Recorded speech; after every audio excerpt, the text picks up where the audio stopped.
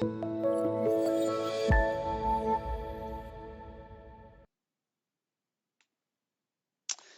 traders, so we've got a massive week ahead of us. We just had the RBA meeting last night, and funny enough, the Australian dollar weakened. I'll get more into that, but we're going to start off first with the dollar. So, the dollar bounced off the 50-day simple moving average and the 93.2 horizontal support, as well as that lower line of the ascending channel. However, gains made on Friday were diminished yesterday as we saw that strong sell off by about almost a third.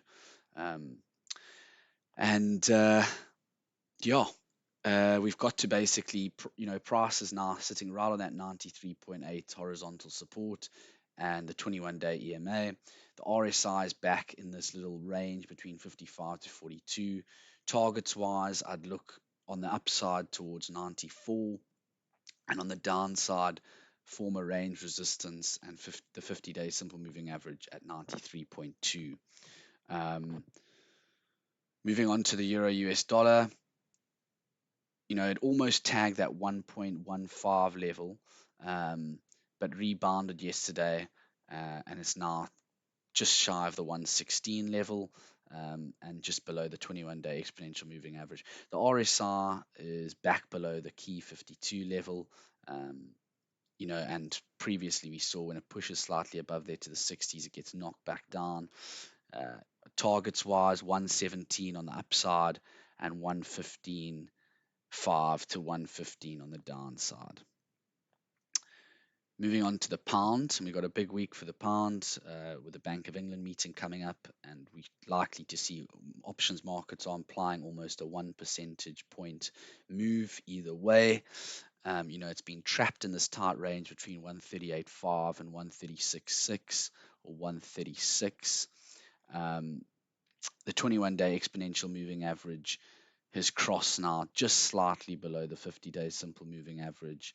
The RSI, as I noted previously, struggled to sustainably remain above 60, as we've seen on previous rallies there, and is now back in the mid 40s region.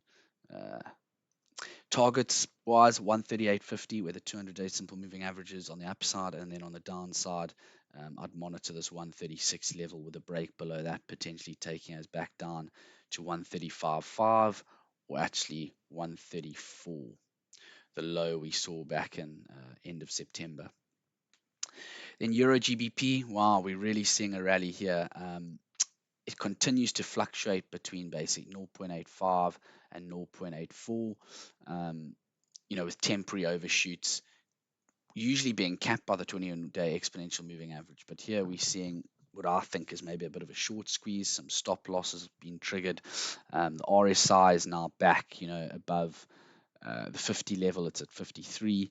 The meeting on Thursday, if Davidge could see Euro GBP moving actually past 0.85 towards this 50-day simple moving average, slightly above at 0.852, and then on the downside, I'd look towards 0.845 and the 21-day exponential moving average. Moving on to the dollar yen, see here it's in a very tight little range between 113.5 and 114.5. The RSI is basically on this 58 level, which served as resistance previously. And if we are to see the bulls push US dollar yen higher, then it's still got quite a bit of room to run before overbought fears creep in. For now, I reckon dips should be supported by the 21-day exponential moving average and mini range support. Targets wise, essentially just play the range, I'd say. And if it breaks below that 21-day exponential moving average, then the next level of support is down here at around 112.2. And then on the upside, I'd play the previous highs at about 114.5 / the mini range resistance.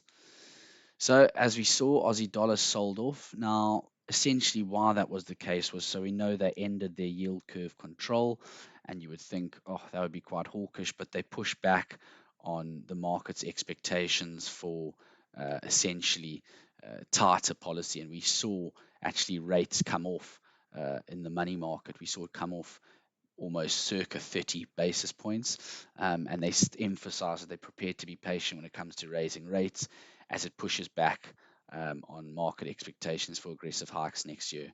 So they signal they'll be patient, they signal they'll take some time, and the conditions would only likely be met post end of 2023. So hence that's why we saw the Aussie dollar come off a bit here, and it's quite close to a 21-day exponential moving average as well as a 0.742 horizontal support. There's some strong resistance up there at 0.755. You got the 200-day simple moving average. The RSI is back towards this key 55 level. Targets to keep on your radar, I would say, again, 0.755, 0.78 around here. The upper line of the ascending channel, the horizontal resistance, as well as the 200-day simple moving average. Then on the downside, 0.742, just below the 21-day exponential moving average, and a break below there, I'd look at the 50-day simple moving average. Moving on to commodities, $1,800 seems to be the hurdle for gold to clear at the moment, with a confluence of moving averages all bunched up together. The RSI is also at a crucial level, 55. We saw previously that 60 was capping it. Previous price rallies as it pushed up to $1,830 throughout earlier this year. Targets to monitor on the upside, 1.8. If it breaches 1.8, then look towards 1.830. And then on the downside, 1.775 and 1.750. Then finishing up with the black liquid oil, we've got a big meeting this week on Thursday. OPEC, the expectations are for 400,000 barrels per day, which is what they've scheduled. They've telegraphed it very well to the market, and I'm not expecting any surprise on that front on Thursday, and this should continue to provide momentum to the upside for oil bulls. Price has bounced quite nicely off its 21-day exponential moving average, as well as the 82.50 support. The RSI has rolled over, but it's now bouncing and finding some support off that 58 level. It's a candidate which I think we'll see dips to be bought. Targets-wise on the upside, $85 to 86.6, and on the downside, a break of 82.50 would open up $80. Thanks. I hope you found today's Technical Tuesdays interesting and prep for a massive week.